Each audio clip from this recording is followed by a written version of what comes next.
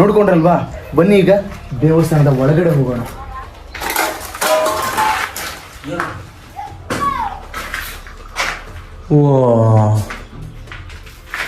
ಕಲ್ಲುಗಳಿಂದ ಆಗಿರುವಂತಹ ದೇವಸ್ಥಾನ ನೋಡ್ತಾ ಇರ್ಬೋದು ನೀವು.